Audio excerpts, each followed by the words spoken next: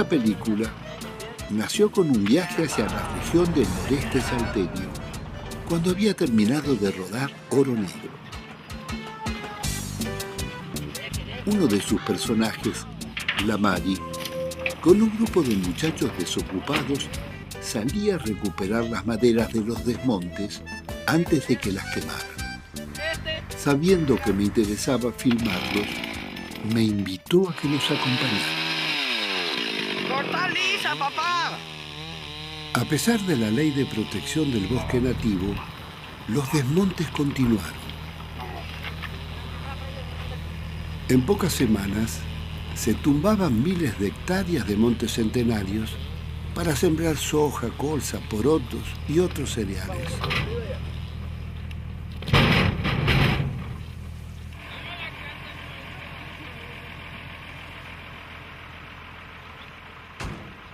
Nunca me había sucedido que el rodaje fuera el camino para descubrir lo que a mí me estaba pasando.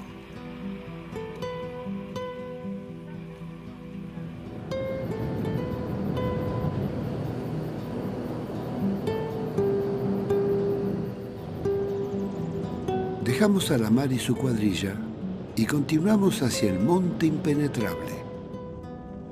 Teníamos noticias que alrededor de la comunidad San José seguían desmontando.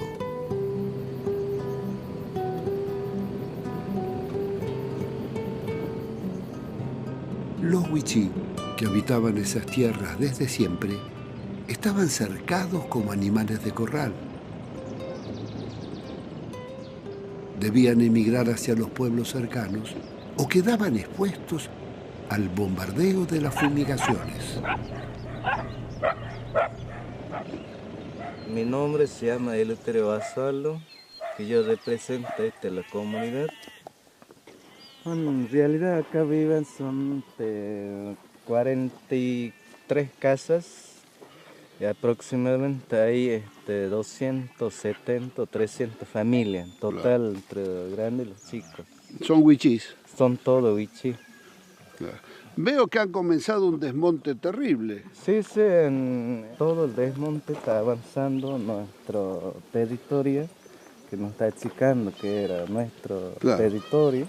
¿Cuántas hectáreas se están desmontando? Bueno, en realidad 40.000 o 30.000 hectáreas aproximadamente, que era nuestra ocupación. Y bueno, nosotros ya no podemos decir nada porque está hecho por causa de desmontes. ¿Hace cuánto que están aquí? Más de 200 años que ya viven acá. Sí. Más o menos de 10 años o 20 años que estamos gestionando, y los abuelos también. ¿A quién le pedían? Pedimos al gobierno el título. El título, ¿no?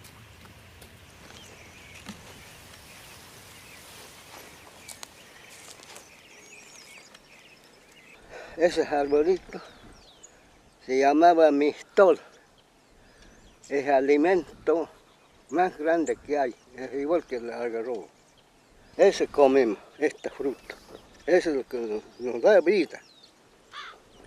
Ahora mire, han volteado con fruto y todo, con esta fruta. Todo volteado hasta que pierda, que no coma más, o quiere decir que no coma más la aborigen, o quiere decir que se muere todo. Me da lástima, sí, me pongo triste.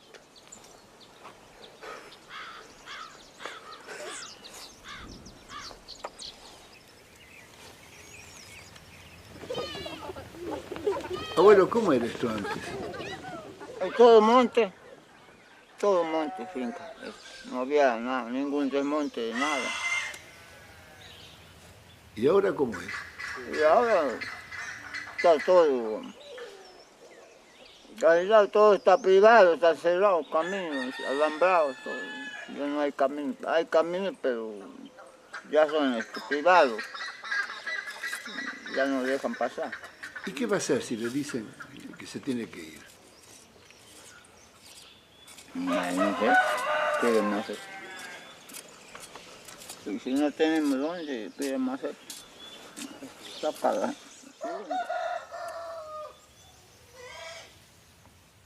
¿Cómo es lo de la fumigación? Bueno, cuando viene la avioneta, ahí se pasa Sí. por arriba de la comunidad. Y entonces cuando ¿La avioneta pasa la por acá avioneta arriba? pasa arriba, y a veces cuando tira el veneno, entonces cuando viene viento nos Sí. llega a la comunidad. Claro.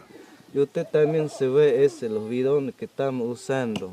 Esos son de veneno y tomemos agua en ese bidón. Y nosotros no se damos cuenta que ese bidón está contaminado. ¿Han tenido chicos enfermos con esto? Contame. Mira, tenemos un chico enfermos, también con tóxico, y hace poco se ha muerto uno chico que está desnutrido también por caso de sufrimiento de calor y hambre.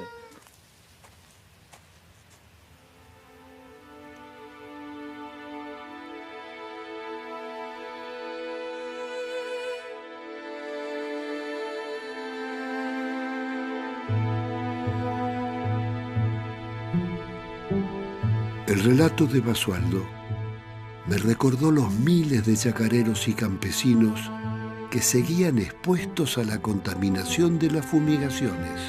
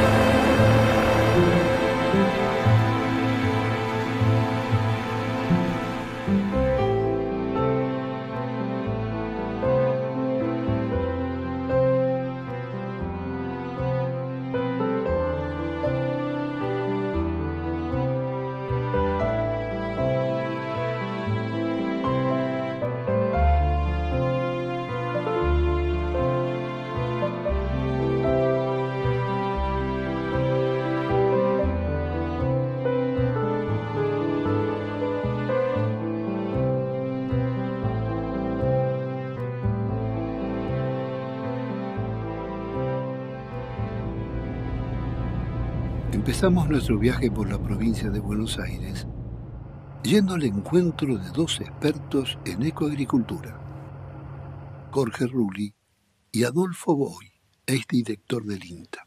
Estamos en el desierto verde de la soja, es lo que más abunda en la Argentina. Millones de hectáreas de soja ocupando las tierras más fértiles. Bueno, estas son las chauchas de la soja. Y por estos malditos porotos, la Argentina se ha empeñado, ha despoblado el territorio, ha destruido sus ecosistemas, ha menguado la biodiversidad y bueno, no hay vida aquí, no hay insectos, no hay fauna, no hay mariposas, no hay pájaros tampoco, los pájaros desaparecieron. Los pájaros viven en la ciudad. Son cientos de miles de familias que han tenido que emigrar porque ya no hay trabajo. En cada uno de estos pequeños montes que se ven en el horizonte, había casas donde vivían familias y aunque eran pobres, todos tenían comida y estaban bien alimentados. Entonces Monsanto tenía un herbicida estrella que se llama glifosato y se le estaba por vencer la patente. Entonces, ¿qué hicieron? Se le ocurrió a algún ejecutivo, a algún científico de Monsanto, crear una semilla de soja que fuera capaz de resistir al glifosato. Y encontraron que la petunia, una planta común a todos nosotros, tiene una natural resistencia al glifosato. En el ADN de la petunia ubicaron los genes de resistencia, los sacaron y se los colocaron a la soja. Monsanto no patenta la soja, igual que el que distribuye droga en los colegios tampoco la cobra al principio. Entonces, en ese momento para Monsanto el negocio era el glifosato. Ahora el Ministerio de Economía lo descubre, pero 10 años después lo descubre. ¿Qué pensaban de Monsanto en aquel entonces? ¿Por qué permitieron que se comercializara una semilla que no tenía patente? ¿Qué imaginaron que iba a ser Monsanto? ¿Qué creían? ¿Que era Papá Noel? ¿Que era Santa Claus? Monsanto en aquel entonces lo que quería era que la Argentina fuera ocupada por la soja. Porque la Argentina ha sido un portaaviones desde el cual se contaminó y se contrabandeó la semilla de soja al Estado Libre de Transgénicos, que era Porto Alegre, contrabandeó la soja a Bolivia, al Paraguay. O sea, las cosas que ha hecho la Argentina han sido terribles, pavorosas, ¿no? Acá sí, acá hay un yuyo, mira. Aquí tenemos un yuyo, el único yuyo que encontramos en hectáreas y hectáreas que debe haber desarrollado capacidad de resistencia al herbicida. Mira, pero después no hay nada. Claro, es un yuyo subversivo.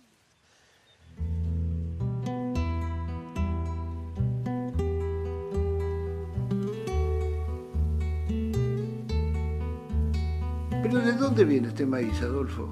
Viene de México, ¿no?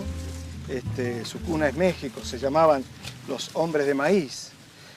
El maíz llega hasta nosotros porque hubo miles de años de selección de etnias que dedicaron toda su vida a seleccionar maíces de todo tipo. Los abatí, por ejemplo, que tenía el INTA en esa época. ¿Qué eran esos maíces? Esos maíces eran producto de la selección que hace el agricultor en el mundo.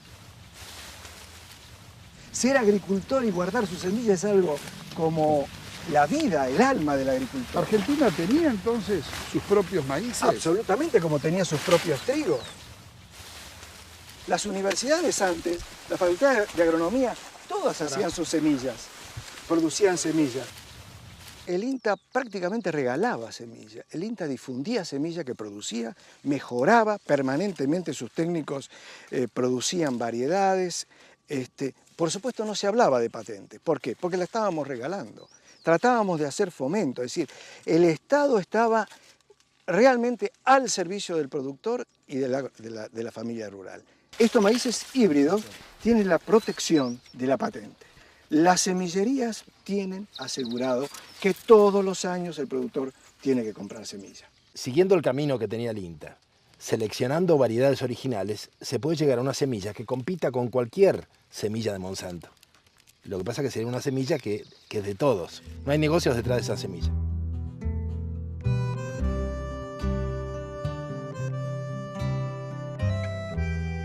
Ninguna de las hojas que vimos hoy, ni el maíz que vimos hoy, tendría sentido si esos genes, aunque estén patentados, no tuvieran una planta que durante años estuvo seleccionando técnicos del INTA pagados por el pueblo argentino. Y eso no se dice. El Instituto Nacional de Tecnología Agropecuaria, con 4.000 técnicos y decenas de programas de investigación, hizo un gran aporte al campo argentino. De producir y regalar semillas a los productores, en los años 90 se fue adaptando a las demandas de un mercado dominado por las multinacionales.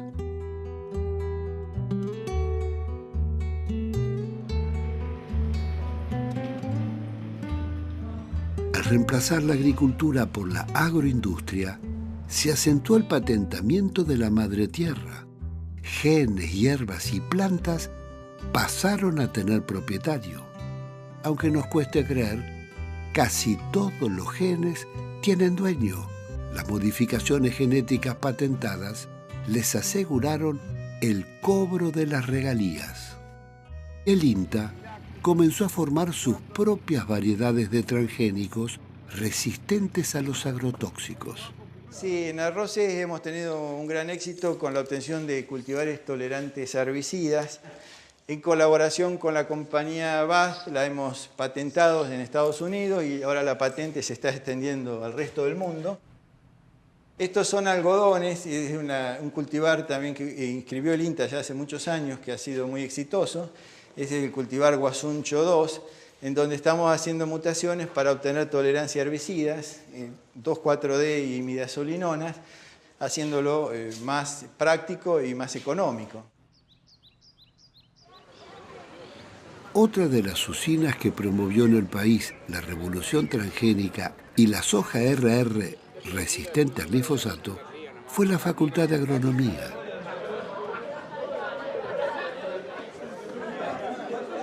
Lo que no era transgénico pasó a ser viejo, anacrónico, reaccionario.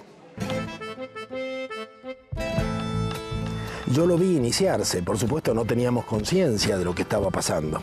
Teníamos una conciencia parcial. ¿Cuál era el modelo? El modelo era un modelo de la agricultura química y era difícil para nosotros entender qué era lo que se estaba proponiendo. Era un modelo de escala, eran las tecnologías de punta incorporadas al campo, era la mirada empresarial, o sea, se reunía a los viejos chacareros y se les decía que eso no iba más, que había que ser empresario y actuar de otra manera. Era la modernidad. Es decir, la Argentina entera se ha incorporado a un modelo. La soja instaló un modelo en la cabeza de los argentinos y ese modelo es el haber reemplazado la calidad por la cantidad. Y así fue como en alguna oportunidad yo me encontré con un chacarero que me dijo, mire, Rulli, yo entiendo lo que usted me propone, pero lo que usted me propone es lo que hacíamos antes. Nosotros trabajamos sin químicos, hacíamos abono verde, trabajábamos con animales, con caballos, siempre trabajamos así. El INTA nos convenció de que había que trabajar de otra manera, con maquinaria pesada, con venenos, con semillas híbridas. Dice, ahora resulta que el INTA nos viene a decir que tenemos que morigerar el uso de tóxicos porque tenemos problemas en los mercados. Dice, ¿sabe qué? Se van a la puta que lo parió. Nosotros vamos a poner cada vez más veneno y más veneno. Yo para atrás no vuelvo. Y bueno, yo al tipo lo entiendo en su empecinamiento, pero en realidad el primero que va a morir envenenado es él mismo.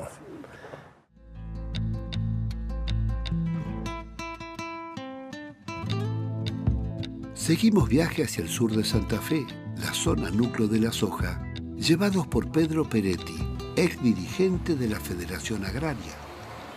Mira, Pino, estos eran todos montes de durazno, había una cantidad de hectáreas que no tengo precisión, abastecía la zona y extra zona también. La soja fue tomándolo todo. Fíjate cómo vamos frente a un mar de soja. Antes acá se producía durazno. ¿Todo fue arrancado? Fueron todos arrancados para sembrar soja. Esto es lo poco que va quedando de durazno. Debe haber en este momento, debe ser el 10% de lo que había plantado. Esta soja que vos ves acá, se sembró en menos de una hora y por teléfono, con el celular, con este aparatito, seguramente con este aparatito, el dueño del campo le dijo, sembrame, fumigame, cosechame. Menos de 20 minutos de trabajo. Ahí enfrente, tenés un monte de durazno que genera cientos de puestos de trabajo en contraposición a esto. Menem Cavallo, durante la época de los 90, dijeron que debían desaparecer 200.000 explotaciones agropecuarias en la Argentina. En ese periodo desaparecieron 103.000 y se pulverizaron 700.000 puestos de trabajo en el sector rural. Parte de esos puestos de trabajo era la gente que trabajaba en estos montes de durazno. Cientos de personas.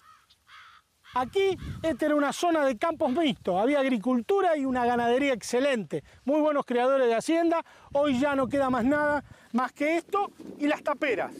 Allá podés ver monte por todos lados, son todas taperas, todas casas abandonadas. Los chacareros han desaparecido y acá hay un elemento invisible y que fue un habitante constante hasta la década del 90, la apicultura. Esto tenía un complemento, esta era una zona, Máximo Paz, toda esta zona que tenía muchísimos apicultores, tuvieron que llevar sus colmenares afuera del país. Estos árboles centenarios fueron talados al solo efecto de poder sembrar 5 surcos más de soja. Si esta planta estaría viva, recién hubiera venido el primer surco de soja aquí. Mirá, Pino, hay dos cosas que no se pueden conseguir con plata, Pino. ¿Sabés cuáles son? El afecto y el tiempo que tarda esta planta en crecer. Vos podés ser el multimillonario más grande del mundo, pero para tener una planta de esta necesitas 100 años. Y eso no se consigue con plata. Mirá, si yo fuera actor, Pino, la guita que me perdí. Me parece que estoy más solo que en la interna de Federación Agraria en esta tapera.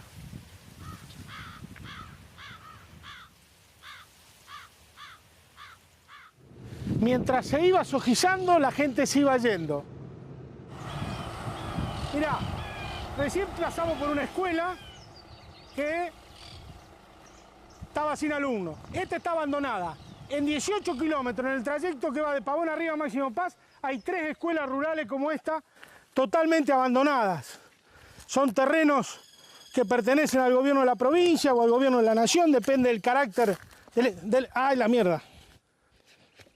Depende del carácter del establecimiento. Esto es lo que quedó de la escuela.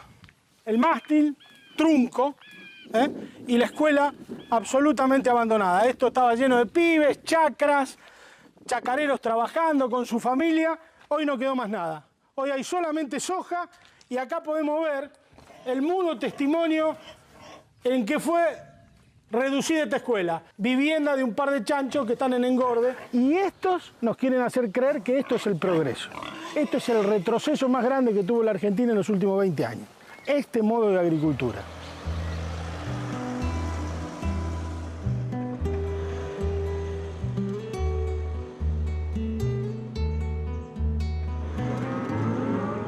La soja le arrebató a la ganadería 12 millones de hectáreas en la pampa húmeda. Hoy, esto es la prueba más contundente del proceso de sojización en la Argentina. Nuestra carne se producía con pasturas naturales y era considerada la mejor del mundo. Hoy se produce en feedlot. Pedro, ¿con qué se alimenta? Esto se alimenta en base a maíz, y con todos los otros requerimientos proteicos que tiene la alimentación del animal, se le cambia la alimentación natural y bueno, esta carne cambió el sabor de la tradicional carne argentina. Están engañando a los consumidores de todo el mundo porque le dicen que es carne criada a campo y es carne terminada en feedlot. Y además es el mismo modelo de concentración económica en pocas manos con empresas integradas verticalmente.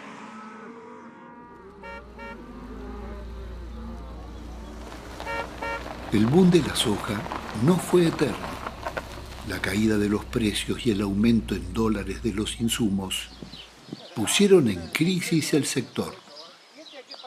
Lo que pasa es que los costos aumentaron del año pasado a este año casi el 100% en dólares algunos. Pero ya los números, trabajándolo yo, ya no me cierran. Yo tengo un hijo y lo saqué del campo, porque no me rinde. Le dije, hijo, hace otra cosa. Puse un taller. Porque lamentablemente yo tengo 50 hectáreas y ya no me da para la familia. Entonces ya cuando llega un momento que uno se satura, dice, bueno, esto así no va más. ¿Qué sensación? ¿Qué sentimiento? Tristeza. Tristeza, la sensación que yo tengo cuando vengo acá. Es la verdad. Yo voy a cumplir 64 años. Yo nací ahí, yo me crié en ese campo. Y duele dejarlo, pero no va más. Así no va.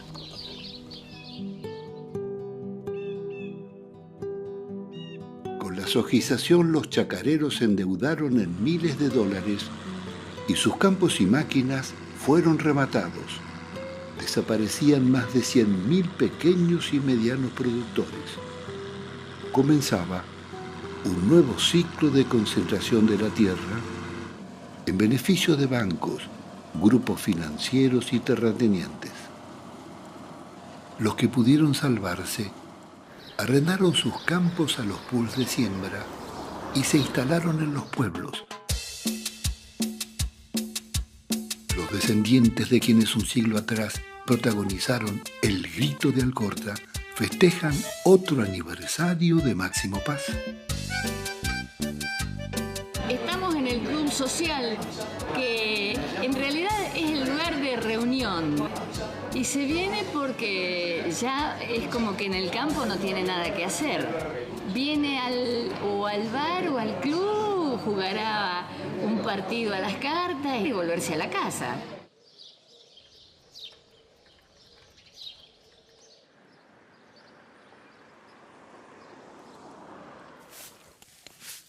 Marcela, ¿por qué se fueron del campo? No vive nadie en el campo. Quedaron todas taperas.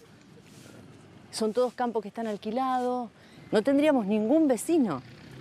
Para decir, bueno, me cruzo o no sé, necesito un vaso de agua y me cruzo que tengo un vecino. No tengo a nadie. No hay nadie. ¿Cómo hacemos a volver toda esta gente a la vida rural? Mi hija más chica tiene 11 años. A la escuela a la mañana, a la tarde, inglés, gimnasia, teatro, hockey. Yo puedo ir a hacer gimnasia, puedo... Pero me es más fácil a mí desvincularme y hacer esas cosas que si estoy en el campo, que siempre algo te está demandando otra cosa.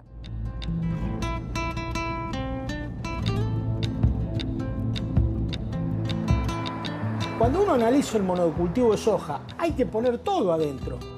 traer la soja al puerto de Rosario son 640.000 viajes de camiones en rutas que ya no dan más. Somos el número 1 o el número 2 en el mundo en accidentes viales. Un verdadero desastre. Llegamos a Puerto San Martín, a 30 kilómetros de Rosario. Es un complejo aceitero gigante donde se han instalado todas las grandes multinacionales. Allí están Cargill, Dreyfus, Bunge, ADM, Dehesa, Molinos, Nidera y muchas otras. Y de acá debe salir el 60 o el 70% del total del volumen producido en la Argentina. 126 millones de toneladas. Es muy grande. De Timbúes hasta Arroyo Seco son 150 kilómetros del río Paraná. Es una autopista de barcos ojeros. La autopista es la hidrovía del Paraná, por la que transitan más de 3.000 barcos extranjeros al año y por donde entra y sale el contrabando y la droga de 4 países. Pagamos el dragado y no tenemos flota.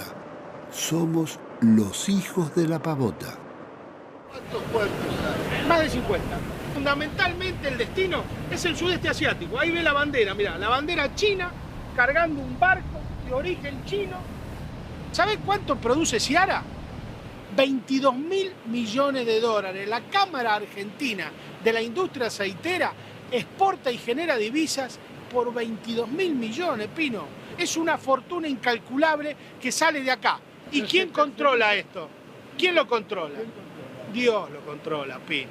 Y Dios parece que dicen que Dios protege a los malos cuando son más que los buenos. En este caso parece... ¿Hay fiscal con la exportación de cereales? Muchas de las empresas que están aquí triangulan sus operaciones con distintas partes del mundo.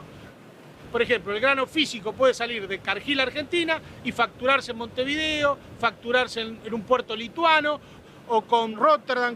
Todas esas triangulaciones financieras, muchas de ellas van a alimentar las cuentas offshore que se conocieron últimamente con el nombre de Panama Papers.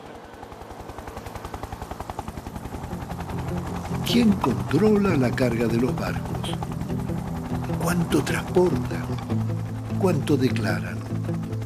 ¿Quién investiga el contrabando? Le facturan a una sociedad offshore de su propiedad en un paraíso fiscal.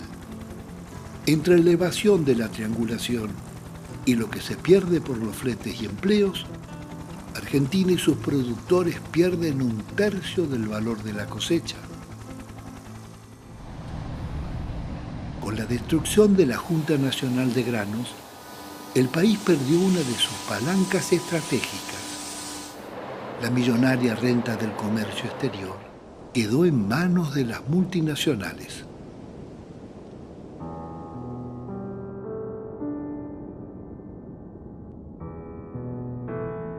Nos fuimos a Mar del Plata para investigar la producción de la verdura. Aunque parezca mentira, es uno de los alimentos que más pesticidas recibe.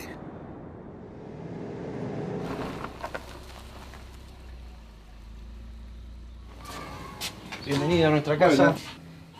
BIOS es una asociación civil, es un programa de radio que tenemos 25 años de historia.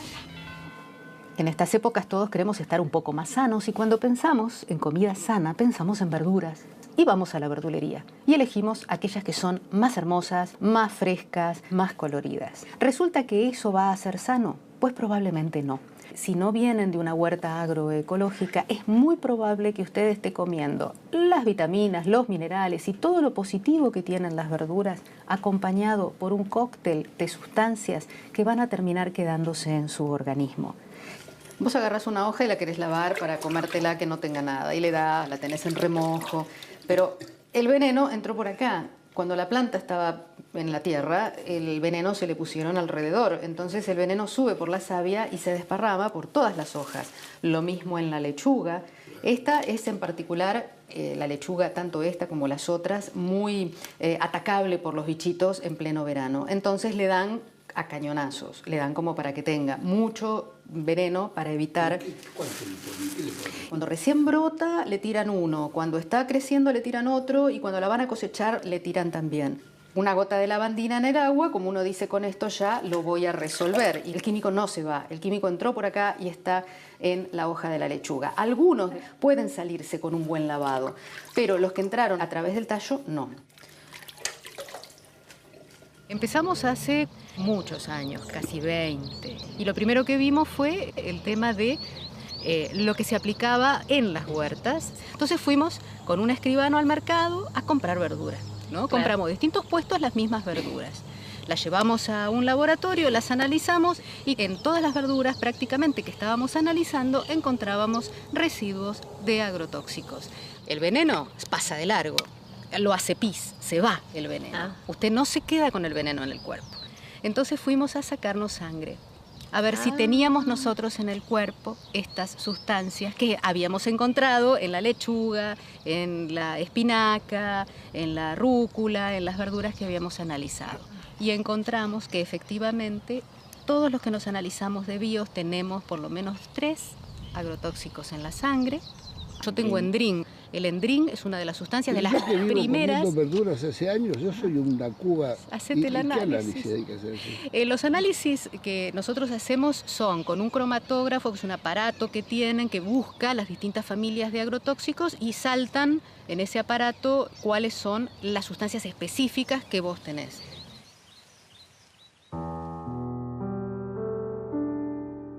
La invitación de Silvana para que me hiciera la prueba de sangre me dejó pensando. ¿Será como dice? Varios periodistas se la hicieron y todos tenían plaguicidas en sangre. ¿Qué hacemos, César? Pensándolo bien, deberíamos hacerlo, porque seguramente estamos todos infectados.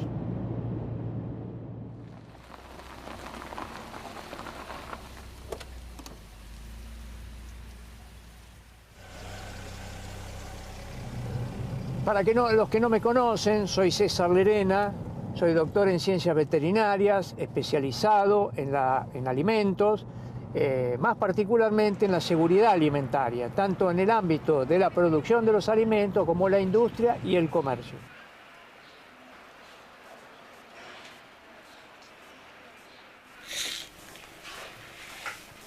Abra y cierre. Espero que tenga pocos agroquímicos, ¿no? Sangre oscura la nuestra, César. Ahora sí, un buen desayuno.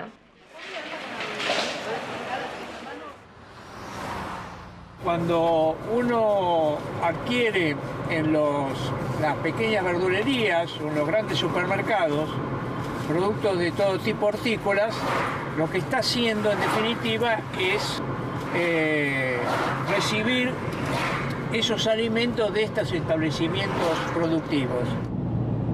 Nadie sabe, ni nunca nadie se ha puesto a trabajar en qué nos pasa en el organismo cuando estamos comiendo 50 dosis máximas permitidas, porque están analizadas como si el cuerpo de la persona fuera sano, natural, no enfermo y bien robusto, con sus defensas bien altas, y comiese solamente una de esas dosis máximas permitidas, que además no sabemos si en el organismo se sinergizan. Esto significa que una con otra se mezclan y la respuesta es más que la suma de 1 más 1. Hay un doble mensaje: el consumo sano y la falta del control total del Estado sobre lo que debería ser fundamental, que es garantizarle la salud de la población. La verdura que se ve tan bonita como para un florero, lamentablemente es una verdura que arrastra residuos de agrotóxicos. Hasta que no cambiemos el modelo hacia una agricultura orgánica, realmente nos estamos llevando veneno a la mesa. Bueno, y el consumidor, por otro lado, tiene herramientas ya. Por supuesto. Consumir seguro, conocer el origen, no consumir hortalizas de lugares donde presumiblemente se utilizan agrotóxicos. Totalmente. No hay solución para el agrotóxico cuando la hortaliza llega a la casa. Cuando llega a la casa no hay forma, ni con agua ni con la cocción, de resolver el problema de la hortaliza. En realidad la medicina ha venido encontrando en sus laboratorios el problema que esto generaba y ha sido sistemáticamente silenciado por parte de los gobiernos, porque la ciencia esto ya lo sabe, pero así como en el mundo del tabaco, cuando se aseguraba que no hacía nada y durante 50 años hicieron fumar a la gente, señores de delantal blanco explicando que estaba todo fantástico con el tabaco, lo mismo está sucediendo con esto. Cientos de trabajos científicos que asocian directamente el Parkinson con los plaguicidas, el Alzheimer con los plaguicidas, el glifosato con el cáncer, con las malformaciones en los embriones al nacer. Mata, ya está. Esto enferma y esto mata. Está matando a la gente que se lo come. Todos lo saben y no es una fábula siniestra. Se sigue fumigando con veneno los campos y los pueblos rurales. Se fumigan todos los cultivos y cereales. Arroz, tabaco, uva, frutas. Se usan venenos prohibidos como el endosulfán, el paratión e incluso el letal fosfuro de aluminio para combatir el gorgojo en silos y camiones, causante de la muerte de varios camioneros. Miles de horticultores, chacareros y tractoristas sin trajes de protección fumigan y respiran venenos en los silos, molinos y viveros donde trabajan. Finalmente, los desechos agroquímicos son arrojados en vertederos, desagües y canaletas, contaminando el agua y la población. Es lo que sucedió en las tomateras de General Lavalle, en Goya, donde los chicos Nicolás y Celeste Arévalo se envenenaron al pisar un barro con desechos de alfa-endosulfán vertido por la tomatera.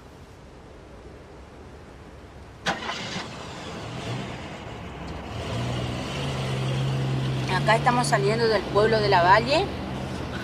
Estos son algunos tendaleros que hay en el pueblito. Estamos viviendo en el medio de los tendaleros y en el medio de los químicos, de los tóxicos. Ahí vos podés filmar cómo viven en familia en el medio de los tóxicos. Acá todo el mundo sabe qué es lo que está pasando y al miedo que tiene la gente es al perder el puesto de trabajo de la tomatera. Bueno, esta es la casa de Gladys Arévalo, mamá de Nicolás Santiago Arévalo. Este es el timbó donde siempre jugaban. Un día, lamentablemente, la contaminación persistente de la zona generó que a través de la inhalación y del contacto directo por el barro que se había formado en la calle por los líquidos que salían de la tomatera, generaron la intoxicación aguda de Nicolás y de Celeste. Celeste sobrevivió y Nico falleció el 4 de abril del año 2011. Lo peor ha sido la intoxicación silenciosa que se ha ido sufriendo con el correr del tiempo. Estamos hablando de una zona de trabajo infantil, trabajo precarizado, trabajo en negro. La pendiente es hacia el río, está muy cercano, así que todo va al río Paraná. Por eso es que no nos sorprendió el estudio que se publicó hace poquito que había encontrado glifosato en las aguas del Paraná en distintos puntos de muestra en toda la cuenca del Plata. Lo que pasó fue un día que los chicos Celeste y Nicolás se levantaron descompuestos, donde su mamá a la 1 de la tarde le lleva también al centro de Santa Lucía. ¿Qué te decían los médicos? Y no nos daban nunca un diagnóstico qué es lo que tenían los chicos. Ningún médico hasta llegar al hospital de Goya, donde dicen que tenían hepatitis fulminante, pero no decían qué fue lo que le provocaba eso. Hay una prueba, un estudio, que dice que Nicolás estaba envenenado por el endosulfán. ¿Cuándo dejaste de trabajar? Dejé de trabajar cuando yo me intoxiqué con el veneno, porque como nosotros nos tuvimos que hacer responsables para defender los patrones de la chacra que no era nuestra. Declaramos todo que era nuestro, que era nuestra propiedad. Inclusive la policía nos llegó 2 veces y nos preguntó lo mismo y le dijimos lo mismo. Para poder tener la comida de nuestro hijo con esa que laburábamos. Entonces ellos, por ser ignorante, me iba ya a denunciarle al patrón, porque ya no era la primera vez que pasaba.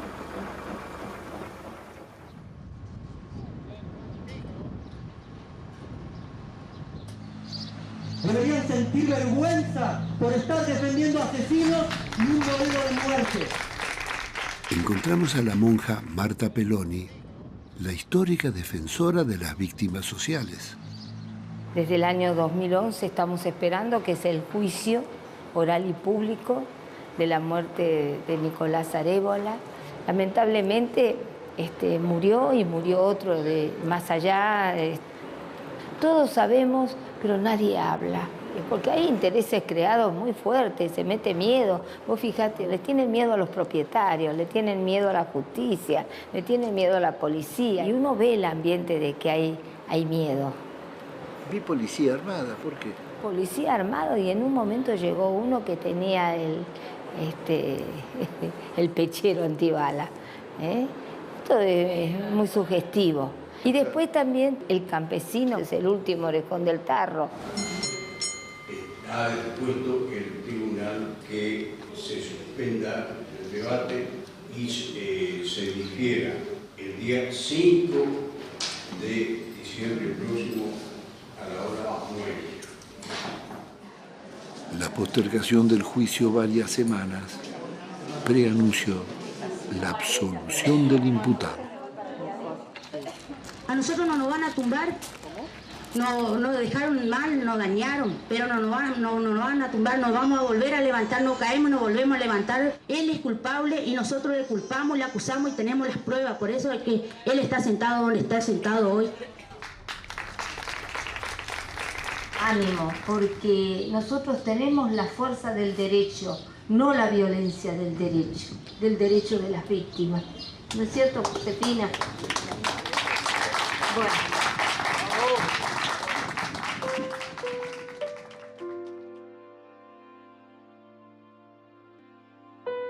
Acá hay que socializar los temas y agruparnos todos los que estamos en la finalidad de las mismas problemáticas, que son sociales, son problemas de nuestra gente, son problemas nuestros.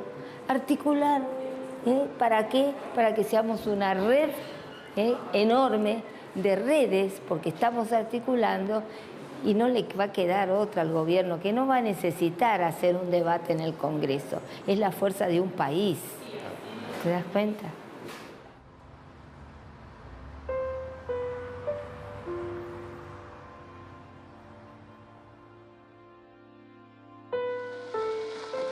La fiebre de la fumigación no respeta espacios públicos ni las escuelas rurales.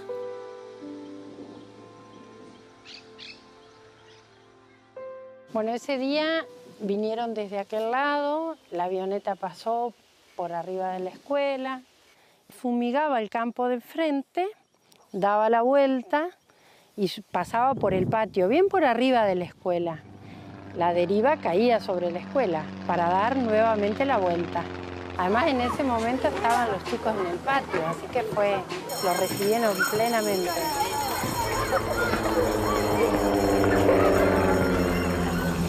El viento estaba para el lado de la escuela, por eso notamos que estaban fumigando.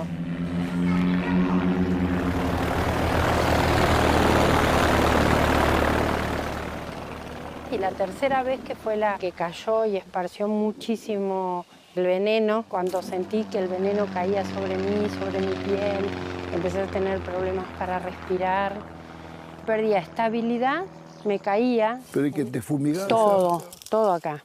Nunca pensamos que iba a ser tan perjudicial para nosotros. ¿Y venías con los chicos? Y les puse los 3 nenes egresados, que eran mis 2 hijos, y la nena vecina, y los pusimos ahí y les sacamos la foto de recuerdo para el egreso.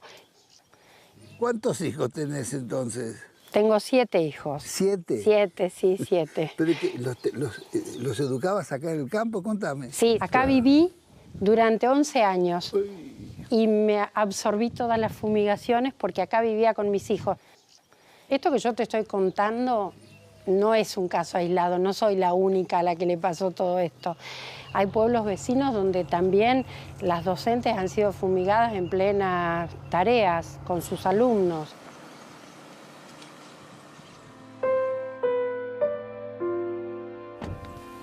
Bueno, esta es la Escuela 11, mi amada Escuela 11. Fui directora maestra, directora con grado a cargo, 6 años en esta escuela. Y bueno, y acá viví un montón de cosas lindas, la experiencia de la escuela rural es fabulosa y también cosas muy feas en relación a las fumigaciones, ¿no? Esta escuela, como tantas otras escuelas rurales, están, como ven, rodeadas de campo y campo sembrado, lamentablemente, es campo fumigado. No se respetan distancias, no se respeta que haya chicos, no se respetan horarios escolares y nadie es castigado. Hasta ahora nadie ha pagado ni un centavo de multa. Es muy indignante. Uno ve que los chicos tienen problemas de salud, que tienen recurrentes problemas respiratorios, sangrados de nariz, reacciones de piel. Y bueno, la verdad es que da muchísima impotencia, mucha bronca. Es una red de silencio, de complicidades.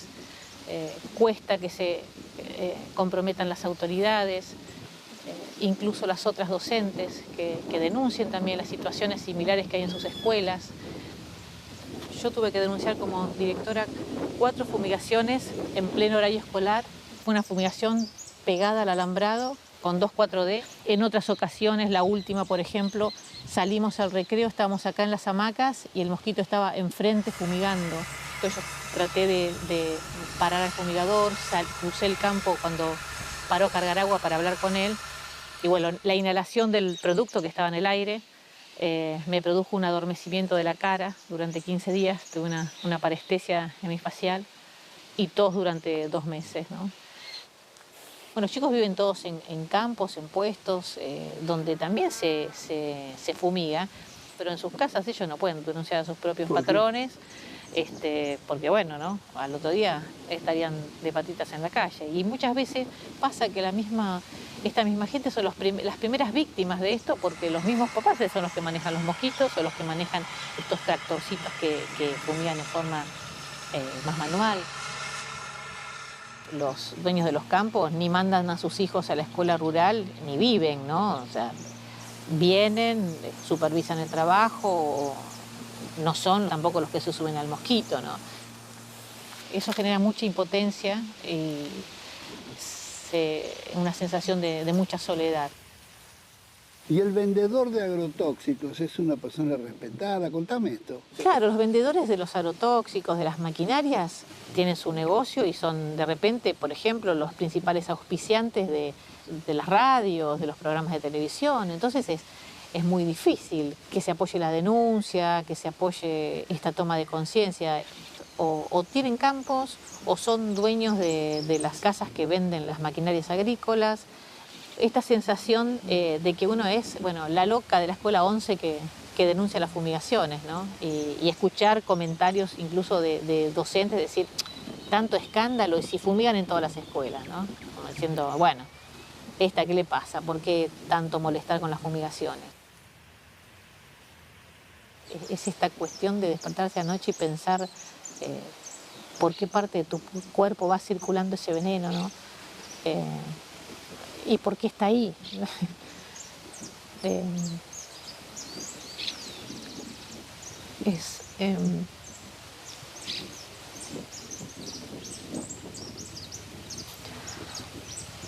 Es una situación de mucha impotencia, y de soledad absoluta, ¿no?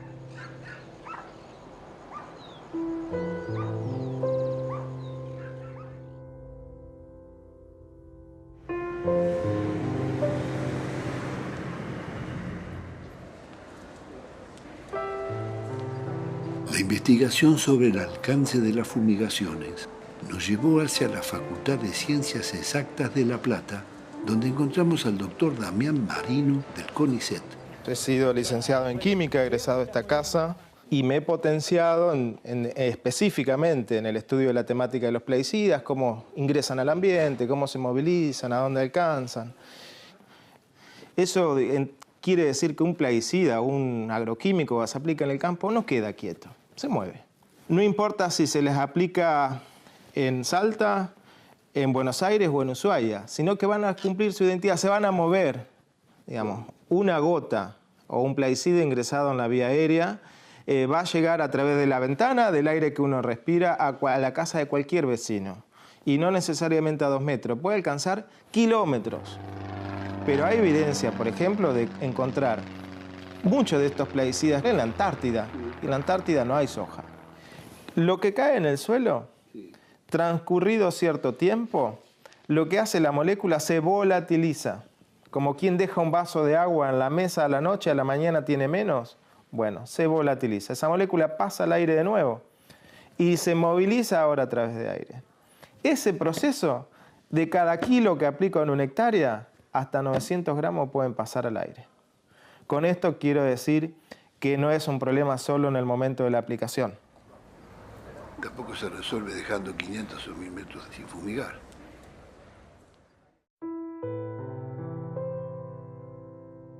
El doctor Andrés Carrasco, investigador del CONICET, demostró por primera vez la incidencia del glifosato en las malformaciones de los embriones.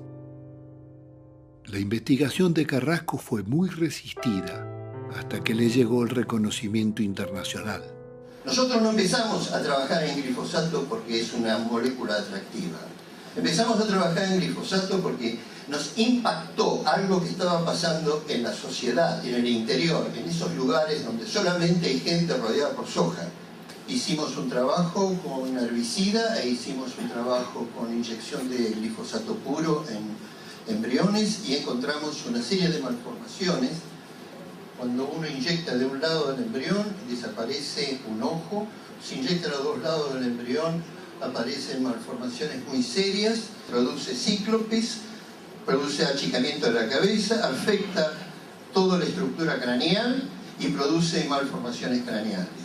Hay un aumento del 400% de malformaciones en la provincia del Chaco.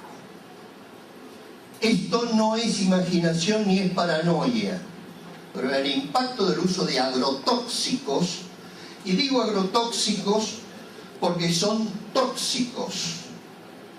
Un tóxico, algo que mata, es tóxico. O sea que el glifosato no es el único, ni va a ser el último. Pero como la ciencia también está contaminada, la ciencia tampoco es neutral, y es absoluta, y es objetiva. A veces trata de ser objetiva, pero nunca neutral. La pueden diseñar para una cosa, la pueden diseñar para otra. Y en este momento la ciencia está diseñada para el mercado, no para la sociedad. Con eso termino. Gracias.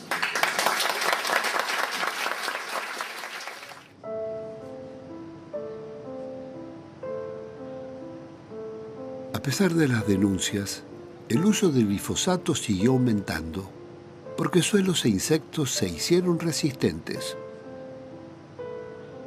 Si en el 2015 fumigaron 300 millones de litros, en el 2017 se emplearon más de 340 millones. Y acá en la cátedra estoy hace ya 15 años. Yo soy médico del año 83, o sea, este año cumplo 30 años de médico. 30 años de pediatra, sí. Nunca en la facultad nos enseñaron que los productos químicos que se usan para los negocios agrarios iban a enfermar a la población. Y han autorizado todos estos productos con los informes de la misma fábrica que los fabrican. Bueno, los servicios de neonatología en los últimos 10 años han tenido un cambio muy impresionante en el tipo de patología que tenemos. Hay momentos del año en que todas las incubadoras están llenas de niños malformados. Hay un estudio que pudimos hacer revisando los registros de las historias clínicas y nos encontrábamos, a medida que aumentaba la superficie sembrada de soja, aumentaban los chicos con malformaciones en la misma relación y en los mismos años. Con los padres es muy doloroso porque muchas veces cuando tienen un niño mal formado, los padres creen de que es culpa de ellos, que es culpa de la madre o del padre o de un disgusto, y en realidad no es así. Y los médicos nos dicen que muchas veces tienen más abortos espontáneos, no son abortos provocados ni inducidos, que nacimientos.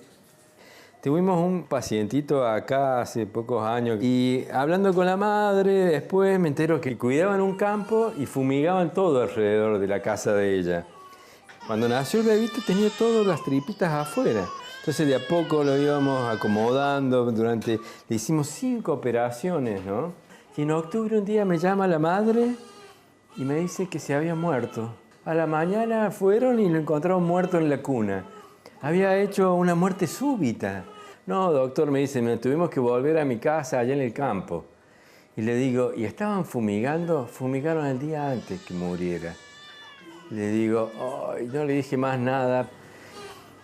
El número de pacientes que consultan por enfermedades alérgicas, como asma bronquial, problemas respiratorios, problemas dermatológicos, problemas oculares o problemas sanguíneos, nosotros los asistimos con frecuencia y se exacerban en determinada época del año. Es notable que es una zona de pueblo, realmente de pueblo fumigado. ¿Pueblos fumigados? Fumigados. No solamente hay pueblos fumigados, sino que hay barrios fumigados. No solamente fumigaciones a través de mosquitos, sino fumigaciones a través aéreas. El sistema inmunológico, que es lo que nosotros manejamos, está íntimamente relacionado con todo el ambiente. Con lo que respira el hombre, con lo que come el hombre, con el agua que toma el hombre.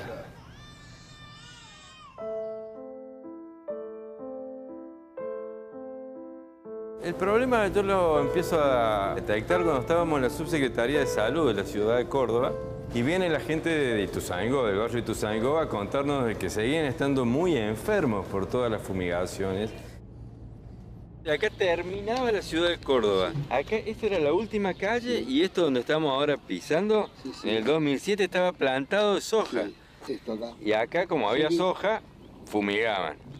De los 146 casos de cáncer, 100 vivían en estas 2 primeras manzanas.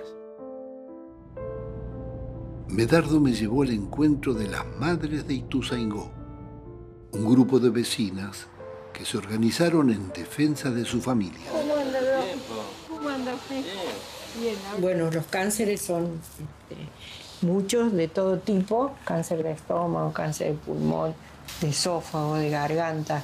En un principio creíamos que los afectados eran los que estaban cerca del campo y ahí nos damos cuenta que era todo el barrio y hoy sabemos que es toda la zona.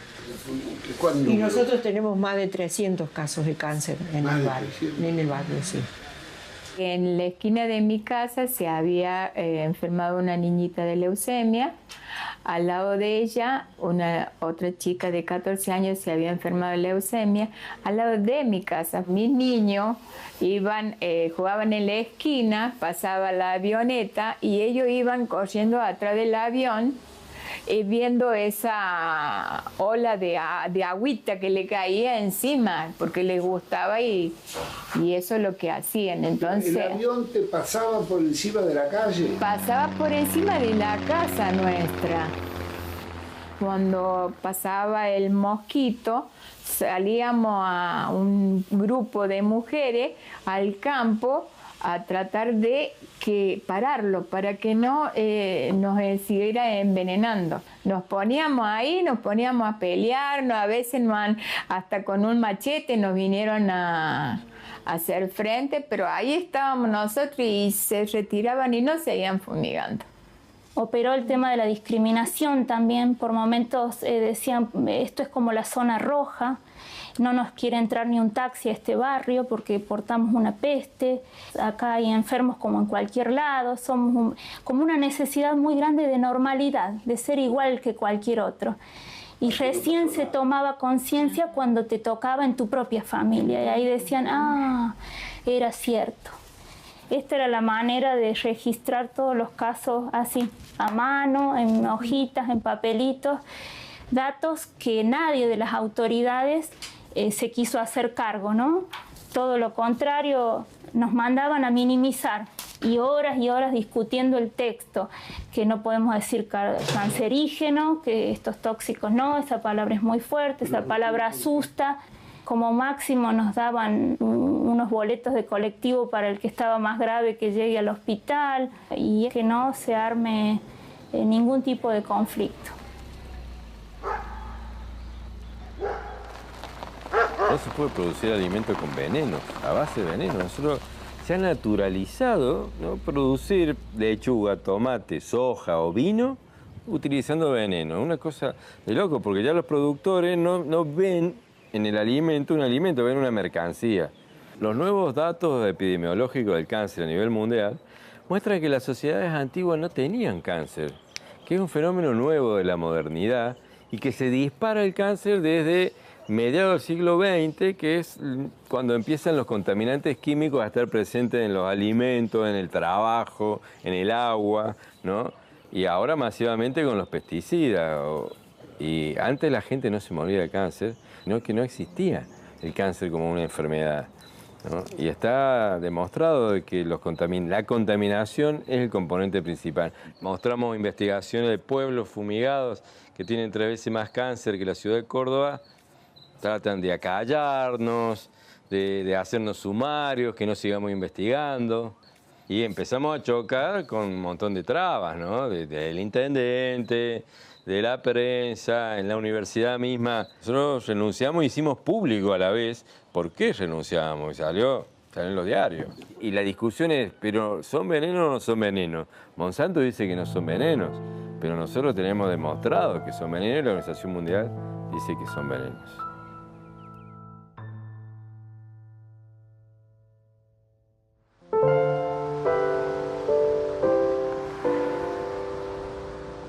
Después de tantos hechos dolorosos, vivimos en Rosario una de las experiencias más estimulantes y que más nos emocionó. Un grupo de jóvenes médicos y estudiantes, coordinados por el doctor Damián Bersenazzi de la Red de Pueblos Fumigados, organizaron campamentos sanitarios para indagar sobre la salud de la población. Por favor, adelante. Acá es donde trabajamos. Esta es parte de nuestro equipo de trabajo. ¿Cómo están? Docentes de la práctica final. Toma asiento. Bueno, en esta oficina vas a ver acá las cajas con las encuestas de los campamentos que hemos hecho. Acá hay algunas localidades, las otras están en la otra oficina porque son las que ya hemos escaneado. Cada 3 meses nos vamos a una localidad junto con los estudiantes a instalarnos 5 días. Cada uno lleva su bolsa de dormir, su colchón inflable y bueno, y lo que hacemos es compartiendo también al mismo tiempo con la comunidad, el vivir en ese lugar. Los campamentos estaban formados por cerca de 200 estudiantes del último año de la carrera. En esos 5 días, los 2 primeros hacemos el relevamiento, que vamos casa por casa. Cada estudiante previamente recibió una indicación con un plano donde se le dice qué manzana le corresponde encuestar a él.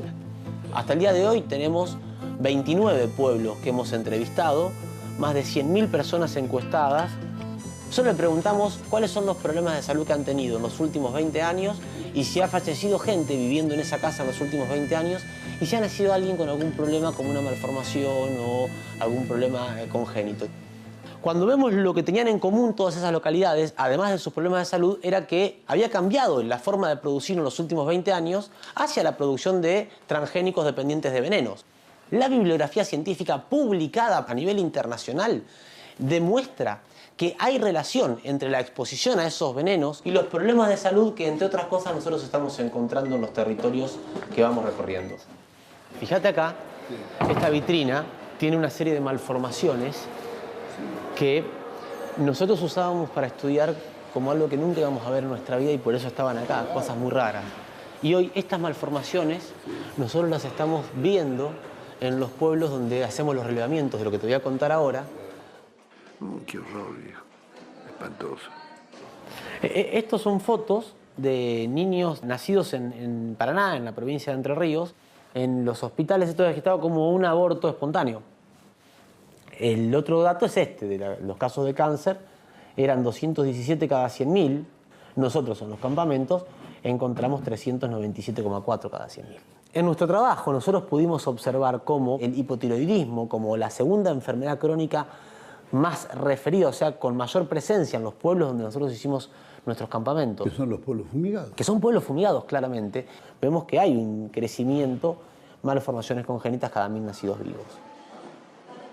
El año pasado nosotros fuimos convocados por el Tribunal Internacional Monsanto de La Haya para declarar y presentar ante el tribunal los resultados de estos relevamientos que hacemos en los campamentos sanitarios. La respuesta oficial de las autoridades de esta facultad fue poner cadenas en la puerta de la oficina. Pusieron cadenas en la puerta de la oficina donde teníamos guardadas todas estas cajas con la documental de cada una de las encuestas, de cada una de las 29 localidades que nosotros hemos recorrido hasta hoy. En esta oficina teníamos guardadas todas nuestras cajas. Y esta fue la oficina donde pusieron las cadenas y acá están los parches que quedaron después de las cadenas. No, muchas gracias en serio, Pino, por este apoyo tuyo.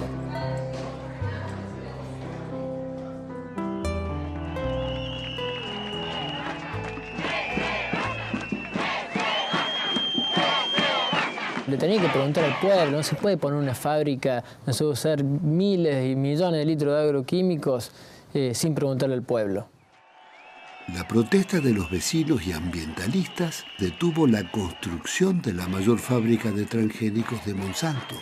Nos vamos a quedar tiradas acá. No vamos a permitir el ingreso de ningún camión y no vamos a permitir que se instale Monsanto. ¿Qué toman esta decisión?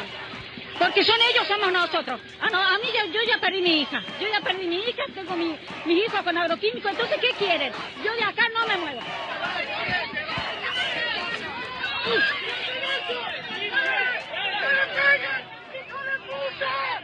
Y fueron 3 años de lucha en la calle, en el plano político, en el plano judicial, marchas multitudinarias en Córdoba capital.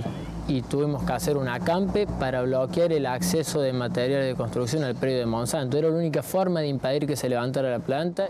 ¿Y cómo terminó? Y fue un triunfo, Pino. Fue uno de los triunfos del movimiento ambientalista seguramente más grande del mundo, porque la empresa terminó desistiendo del proyecto, vendieron el predio y demolieron absolutamente todo lo que habían construido. ¡Qué grande!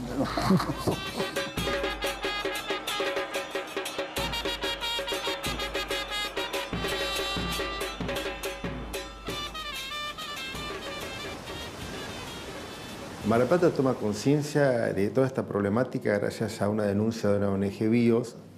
Y lo primero que nos encontramos es que íbamos a aplicar la ley tal cual como estaba, prácticamente dejamos afuera entre el 70 al 80% de las producciones. Entonces era inviable desde el punto de vista productivo y logístico para que dejara Mar del Plata sin alimentación. Una vez vino un productor que me dijo, mira, tengo este hinojo que cada vez que lo quiero vender en Buenos Aires me lo rebotan porque tiene niveles de agroquímicos elevados. Entonces lo tengo que vender en Mar del Plata. Y nosotros decíamos, bueno, estos son el hinojo que como yo, el que comen mis hijos. Bueno, acá tenemos los resultados de los estudios que le hicimos en sangre y en orina. Y le cuento lo que encontramos.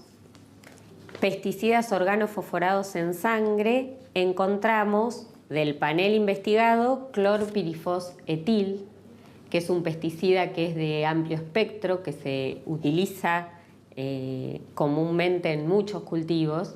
Y en orina encontramos una cantidad bastante importante de glifosato, 41,3 microgramos por litro, y el metabolito del glifosato, es decir, la sustancia en la que termina, que encontramos 8,1 microgramos por litro.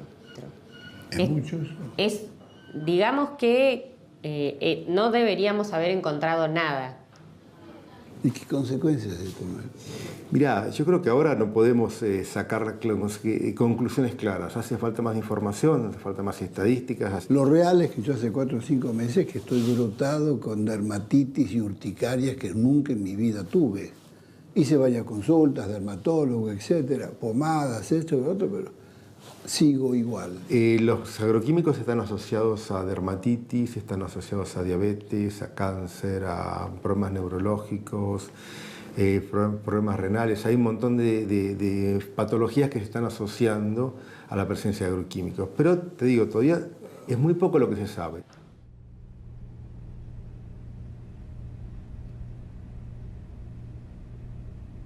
Todos comemos los mismos alimentos. Pero ¿quién conoce lo que está comiendo?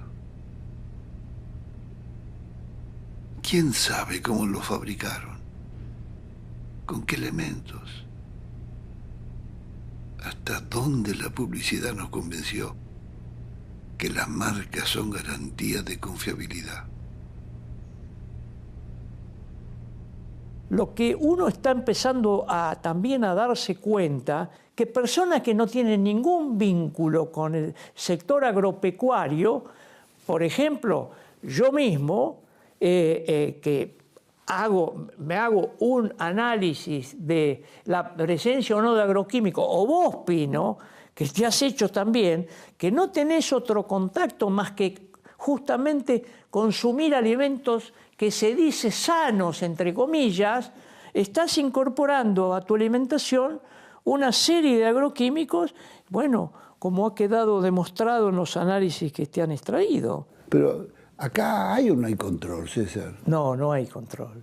En los alimentos esenciales, los de consumo masivo de la población, carnes, hortalizas, el control es inexistente. En los frigoríficos de carnes rojas, esas carnes que presentan precisamente un determinado nivel de anabólicos, antibióticos, etc., se descartan para el destino de Europa. ¿Y qué se hacen con esos productos? Se destinan al consumo interno. No te creo. ¿Esa carne finalmente nos la comemos nosotros? Así es. Es decir, aquellos productos que Europa, por exceso de anabólicos, por exceso de antibióticos, por exceso de agroquímicos, rechaza, lo consumen los argentinos. ¿Y en el caso de la verdura, por ejemplo? Y en el caso de las hortalizas, aunque parezca imposible que sea más grave, es más grave. Llega la mercadería al mercado central, o al mercado concentrado que fuese. Entonces, cuando llegó, supongamos que haya algún inspector para extraer alguna muestra, extrae las muestras, las lleva al laboratorio, tarda varios días en tener los resultados y ya la gente se comió todos los alimentos con las bacterias, con los agroquímicos, etc. Por primera vez el SENASA, el órgano de control público, tuvo que reconocer que más del 60% de las verduras tienen residuos de agrotóxicos. Detectaron venenos prohibidos como el DDT, endosulfán, atracina y otros. Por eso digo que el método de controlar en el destino no tiene ningún sentido. Hay que controlar en el origen, donde se producen los alimentos. Estamos aceptando culturalmente un sistema corrupto, metodologías corruptas, controles que no se realizan. ¿Cómo no vamos a estar contaminados vos y yo con agroquímicos si no tenemos ninguna certeza que lo que consumimos esté bajo control?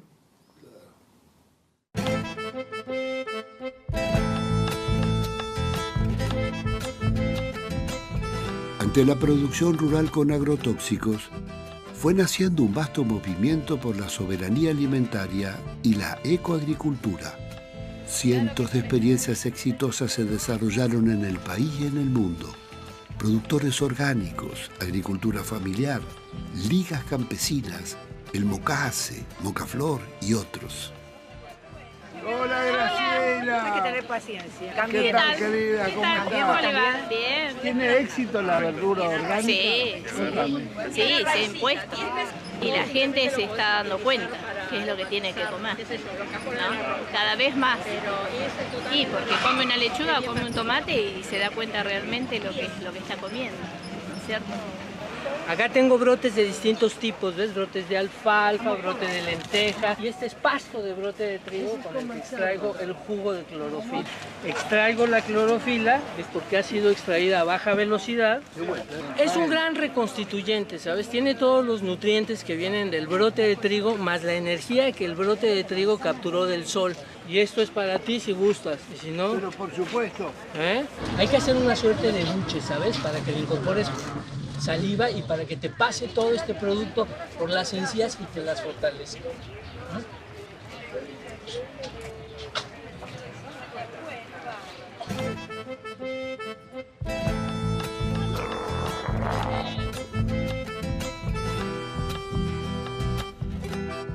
Ante la crisis alimentaria y el acceso a los alimentos, los campesinos de todo el mundo, organizados en Vía Campesina, propusieron el concepto de soberanía alimentaria, el derecho de los pueblos a decidir sobre los alimentos que producen y consumen. ¿Sabe que filmé una pelea de este con un macho así de... ¿En serio? De comadreja, pero del tamaño de él? Fue impresionante. Qué linda calle, tenés ingeniero frente de casa. Sí. Arquitectura ladrillera, 150 años. Jorge Rulli, con sus libros, conferencias y seminarios, fue uno de los promotores de la nueva conciencia rural y la ecoagricultura. Qué linda que está la casa, querido. Aquí guardo las semillas. ¿Las semillas? Claro, acá tengo mis semillas, de todo tipo de semillas, de maíz, de trigo, en fin. Y las herramientas. ¿De cuándo es esta casa? En 1865. Hace varios años, Jorge Rulli creó el Grupo de Reflexión Rural. Hoy tiene miles de seguidores y su prestigiosa audición en Radio Nacional Horizonte Sur fue levantada en el 2009 por orden del gobierno. Hemos puesto mucho amor en esta casa con Wanda, la verdad que hace 25 años que estamos aquí. La casa nos ha permitido construir, realizarnos personalmente. Mira, este es el árbol del tomate, mira. ¿Tomate perita? Sí, tomate perita es un árbol americano. Esto viene desde el norte argentino y se aclimató. Esta es mi huerta orgánica, pero también es una propuesta política. Lo que estamos tratando de demostrar es que una familia puede producir gran parte de lo que consume a partir de los propios recursos, sin invertir dinero. Y sobre todo con círculos de energía que se van alimentando los unos a los otros. Aquí no hace falta aire acondicionado. Con todo el verde que tenemos, realmente se crea un subclima que es muy agradable para pasar el día. Todo lo que ves acá es vida. Tenemos plantas, uvas, frutales y animales. Y nosotros, ¿no? Y yo trabajo un par de horas o 3 horas por día en esto y voy interrumpiendo el trabajo en la computadora, ¿viste? Porque si no me hace mal. Y esto me alegra la vida y me permite seguir joven, ¿viste? Porque la realidad argentina es abrumadora, realmente. Y esto me ayuda a encontrarle otro sentido a la vida, ¿no? Otra de las alternativas para el campo argentino nos la dio Pedro Peretti. Además de productor, es el teórico de la chacra mixta, con varios libros escritos sobre el tema. ¿Qué le gana la chacra mixta al monocultivo sojero, como vos decís? Pero yo económicamente le gana, es imbatible la chacra mixta. ¿Por qué? Porque primero pone una receta económica tradicional, que es un portafolio variado, tiene la chacra mixta. Cuando no vale la soja, valen las vacas. Cuando no vale la vaca, vale el cerdo. Cuando no vale el cerdo, vale el maíz. Uno está todo el año guarecido de los grandes vaivenes de precio que trae la especulación granaria que tiene el mundo. Y además gasta menos en insumos. Muchísimo menos en insumos, se fumiga muchísimo menos, se produce alimento de mayor calidad, se produce alimento mucho más variado. Y además genera mucho más trabajo y es ambientalmente mucho más saludable. ¿Lo conocés este? No, ¿cómo que lo Este es un pastor suizo, legítimo, genuino. Qué bueno, qué preciosura. Es un perro antifascista. La persiguió Hitler. La chacra mixta evita las migraciones rurales. Es un gran fuente de arraigo la chacra mixta. 70 hectáreas de campo. Acá viven 3 familias. Y muy bien, con chata 0 kilómetros, con chicos estudiando en Rosario. En el campo trabajamos 3 personas. Porque se arranca con verdeos de invierno que se siembran en marzo. Después viene la siembra de cosecha fina, que en esta zona es arveja, trigo, cebada. Después siembra maíz en septiembre, octubre y después se termina con soja, sorgo. ¿Cuántos cerdos tienen? Madres tenemos 50 madres, 800 cerdos por año, más o menos es lo que vendemos.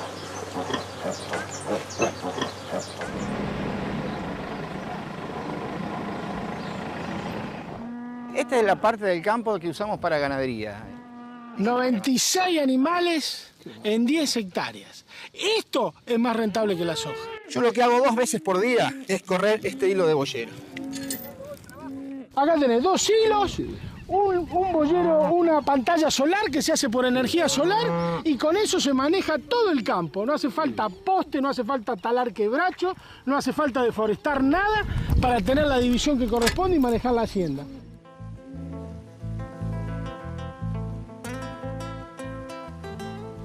La carne argentina es carne pastoril.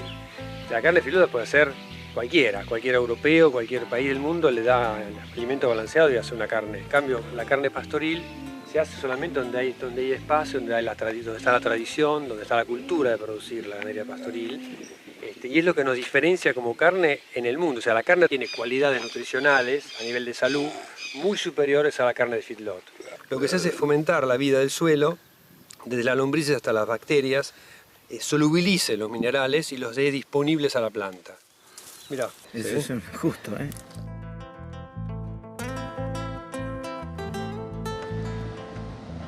Siempre se dijo, cuando hay 1000 kilos de lombriz abajo, hay 1000 kilos de carne arriba. Estamos en Sierra de los Padres, este es el establecimiento Paititi, que son más o menos 430 hectáreas. La mitad del campo son sierras, la otra mitad es campo productivo, unas lomadas que son un suelo muy bueno. Entonces, en la parte productiva hacemos agricultura y ganadería. Y los pastos nativos, que los tenemos y muchos, hay muchas variedades que son tan aptas o mejores que esas variedades que fueron importadas. ¿Por qué? Porque son nativas, entonces están mejor adaptadas a nuestro medio ambiente. Hay un tema de desvalorización de lo propio. Siempre tendemos a importar lo ajeno y prestarle más importancia. También hay falta de investigación de lo nativo. El grupo de productores con el cual trabajamos, que somos 9 productores, todos de la zona sur de la provincia de Buenos Aires, producimos todos los cereales y oleaginosas en forma orgánica desde hace aproximadamente 20 años. Bueno, Argentina es el segundo país en el mundo en superficie orgánica certificada. Ya ves que tiene cardos. Acá no hay verso. Ves que tiene malezas. Ves que las malezas no se las quita. Uno convive con las malezas. Por ahí hay alguno que sabe, mira este lote y dice, esto es un asco, es una porquería, está todo lleno de yuyos. Sí, pero este trigo, aunque no se crea, en esta zona está rindiendo 5.000 kilos, 5.200 kilos de promedio. Los cultivos orgánicos rinden menos que un cultivo convencional. Eso siempre es así, porque no tienen la batería de agroquímicos que lo preservan de bichos, de malezas, y tampoco tiene la adición de fertilizantes. Está re buenazo el trigo. Este trigo está certificado, es decir, yo puedo dar fe de que este trigo no tiene ningún tipo de agroquímico, ni en el cultivo, ni en el camión que vimos hoy acá. Y eso para el consumidor es importante, porque lo que hace la industria es exigirle al productor que el trigo llegue sin ningún bicho al molino. ¿Y eso qué significa? Que el productor, para cubrirse, lo que hace, le mete una gran cantidad de insecticidas, y eso termina en la mesa de cada uno de nosotros, en casa. Es algo que el productor convencional a veces se olvida, que es un productor de alimentos. Entonces tiene una responsabilidad social. No puedo hacer cualquier cosa con lo que yo hago. Es decir, yo no puedo echarle un insecticida prohibido al camión y con tal de que no me llegue con bichos así. No puedo hacer cualquier cosa. Yo tengo una responsabilidad social. Está esa discusión de que hay que alimentar al mundo. Yo creo que hay una cuestión económica que resolver, una cuestión política que resolver, que es la de cómo se distribuye ese alimento. Porque nada más evidente que lo que pasa en la Argentina, que es un país productor de alimentos, y hay gente que se muere de hambre, hay chicos que tienen hambre. Esto es trigo de lo mejor del mundo. Esto es fusión del agua, la naturaleza, el sol y nada más. Estas semillas terminan en la molienda, se muele y se hace pan. No tiene ningún agregado, no se le saca nada, no se le quita nada, es decir, que tiene todas las propiedades, todos los minerales, todas las vitaminas del trigo, tal cual es.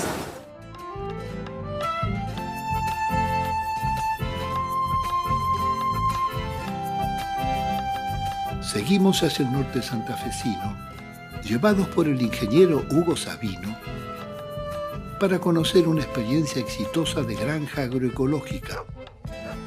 Naturaleza Viva. Creación de la pareja Remo e Irmina Bénica. Bueno, estamos aquí en Guadalupe Norte. En este momento tenemos 210 hectáreas. Yo diría una construcción colectiva por infinidad de gente que ha pasado por aquí en estos 27 años. Y hablo de científicos, hablo de campesinos, hablo de ama de casas, hablo de comunidades indígenas y con varias familias de este lugar y entre ellos gringo, criollo, indígenas trabajando acá. Siempre decimos, miren, si en este lugar tomando mate o comiendo un asado, no tenemos creatividad para transformar el mundo, miren, cuélguense de donde les parezca, ¿viste? Es interesante entender esto de la rueda de la vida, del ciclado en la propia chacra, en la propia producción agropecuaria, entender de que tiene que volverse, todos los residuos tienen que reciclarse y no contaminar el medio ambiente. El meollo del sistema de producción nuestro es cuando hablamos de integralidad. ¿Ve?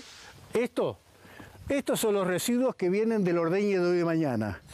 Estos después pasan al biodigestor. Tenemos gas para todos los procesos de transformación, más los calefones de las casas, más las cocinas de las casas, de las 3 casas que están acá, digamos, dentro del centro. Y no es lo mismo trasladar 400 kilómetros la leche que trasladar 400 kilómetros el queso, claro, porque es 10 veces menos, porque con 10 litros de leche usted hace 1 kilo de queso. Claro. Entonces, desde el punto de vista energético, yo estoy disminuyendo 10 veces el gasto de combustible.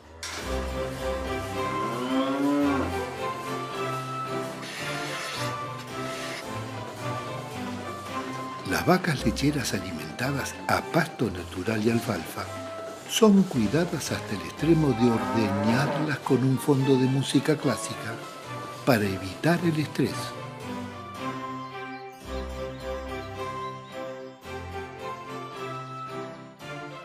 Naturaleza Viva es un ejemplo de autoabastecimiento.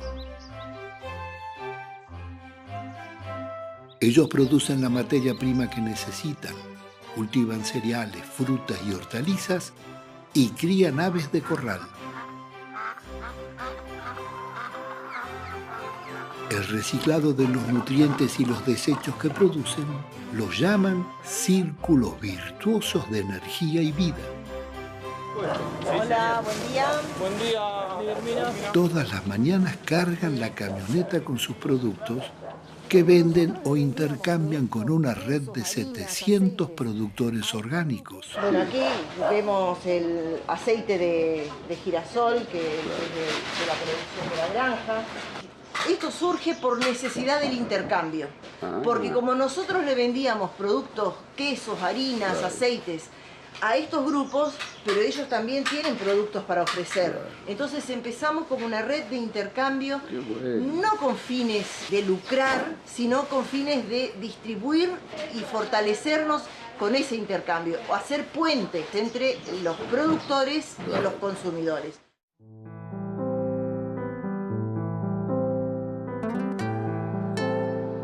Las innovadoras prácticas de Naturaleza Viva siguen siendo una excepción. Desde el este hasta el oeste del país, la sojización sigue expandiendo sus fronteras, contribuyendo al cambio climático. Las inundaciones y desastres ambientales no son una maldición. Son también la consecuencia de un modelo de desarrollo agroindustrial incompatible con los ciclos de la naturaleza.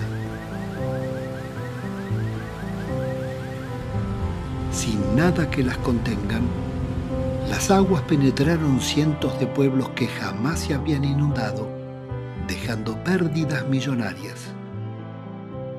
De regreso, visitamos al cacique Don Juan y nos contó que las estancias continuaban con los desmontes y la expulsión de los wichí.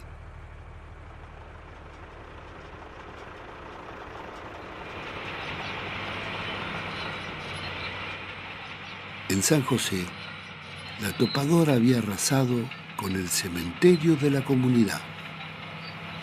Esta alhambra pasa la mitad del cementerio. Quizá hay mucho cuerpo.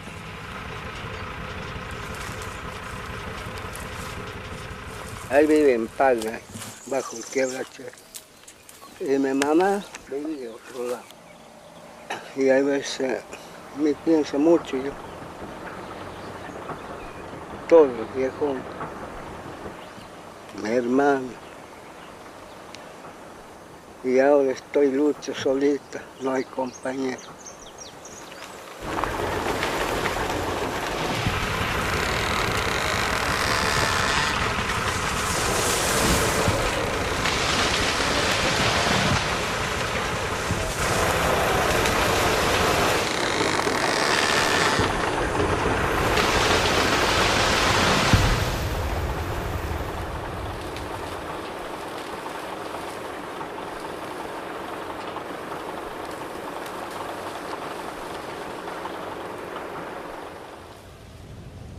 Al irnos, don Juan nos dijo, siempre hay alguien que está peor.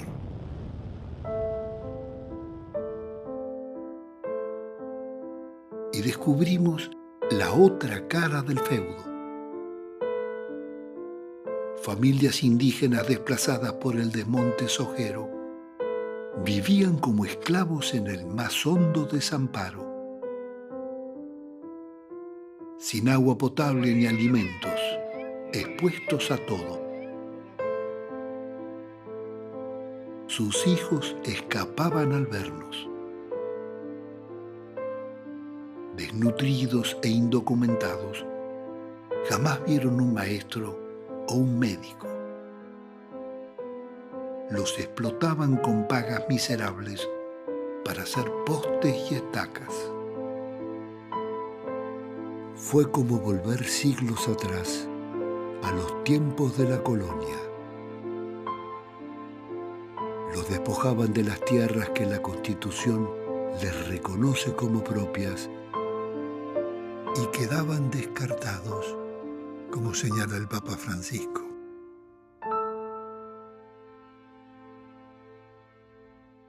Y yo propondría cambiar el modelo agrícola, pero también cambiar la calidad de la democracia política.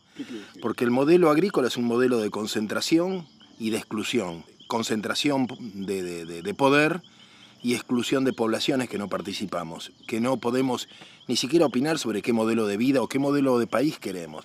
Porque damos un ejemplo. Claro, si le diera atribuciones a cada intendente, declarando zonas semirurales alrededor de la ciudad que permitan abastecer de comida a la propia población, el poder político perdería poder, pero sería otra democracia. Y empezaría a cambiar el modelo agrícola, empezaríamos a tener comida. Y la gente participaría, porque la gente no es protagonista en este modelo. Es expectante y es parasitaria en la medida que vive de las retenciones. Todos estamos complicados en vivir de alguna manera de las retenciones. Los empleados del Estado, los desempleados, los piqueteros, todos vivimos de la soja, pero es un modo penoso de vivir y no tenemos ningún protagonismo. Es cierto, todos vivimos de la soja y todos sabemos que el modelo agrotóxico enferma y mata.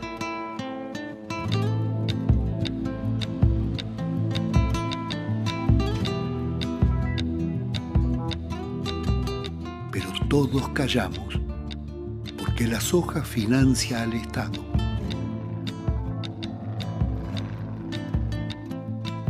Calla el presidente, callan los ministros, gobernadores, jueces, políticos, legisladores, cámaras empresarias, sindicalistas y medios de comunicación.